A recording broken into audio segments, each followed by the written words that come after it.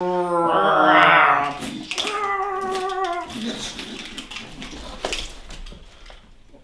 n'a rien fait. On jouait juste avec des figurines. C'est son idée. C'est tes figurines. Oui, je voulais jouer avec des petits soldats, moi. Eh ben j'en ai pas. Comment on dit petits soldats en anglais? Small Soldiers.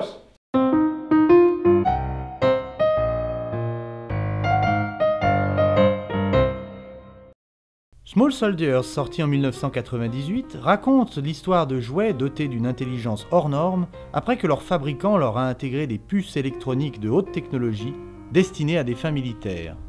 Il y a d'un côté des soldats, la commando élite, et de l'autre des créatures appelées les gorgonites.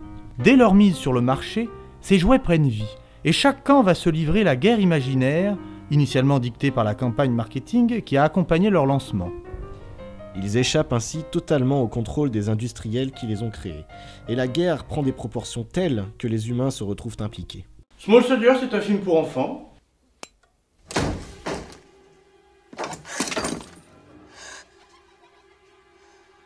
« 6-7 ans. »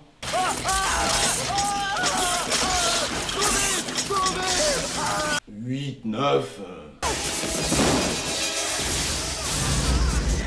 Bon, allez, 10. Tu as été un méchant garçon. Alors, je vais te punir.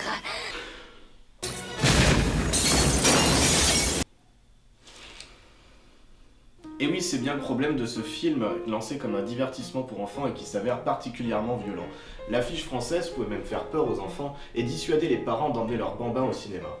Quant aux adultes, difficile de les intéresser au sort de petites figurines. Résultat, personne ne sachant bien pour qui ce film était destiné, le film obtint un score très moyen aux États-Unis et fut un vrai échec en France. Small Soldiers, c'est tout de même un film de Joe Dante, le réalisateur de Gremlins, avec personne. Les héros sont réellement les figurines. Et côté humain, il n'y a que quelques seconds rôles aperçus dans des productions de petit calibre. Ah, tu oublies Kirsten Dunst, que l'on voit quand même en pleine action. Certes, mais elle n'était pas très connue à l'époque et la promotion du film ne s'est pas du tout articulée autour de sa présence. Les créateurs du film ont eu la bonne idée de faire parler les petits soldats avec la voix d'anciens acteurs des 12 salopards, Ernest Borgnine et George Kennedy par exemple. Par ailleurs, le film est truffé de références. Apocalypse Now, Python, La fiancée de Frankenstein...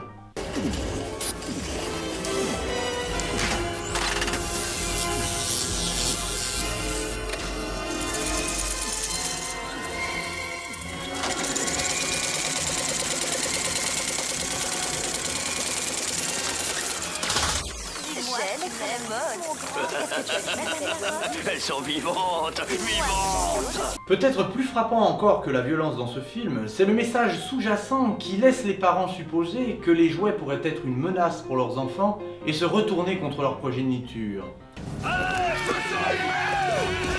Il y a plus d'un industriel du jouet qui a dû s'étrangler en entendant ça. Papa, tu sais, pour mon anniversaire, Hein? je veux rien que des vêtements. C'est dingue, surtout venant du tout Hollywood. Les jouets, c'est l'enfer.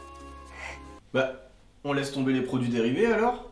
Il y a même une dénonciation cynique des industriels du jouet en la personne du grand chef pour qui tous les moyens sont bons pour faire du profit.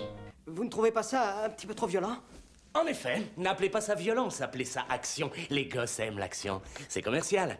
On peut même dire que Small Soldiers est un film profondément engagé, antimilitariste, dans la mesure où les méchants du film sont incarnés par les soldats, et les gentils par des créatures extraterrestres monstrueuses qui ne leur ont rien fait. Small Soldiers évoque sans mal les productions 80s à la Spielberg, dans lesquelles un enfant, dans un univers solitaire, communique avec des êtres insolites dont les adultes ne croient tout d'abord pas à l'existence.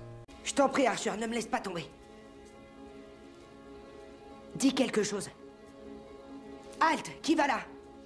Allez, réponds-moi. Alan, je t'en prie. J'ai une question à te poser. Tu prends du crack?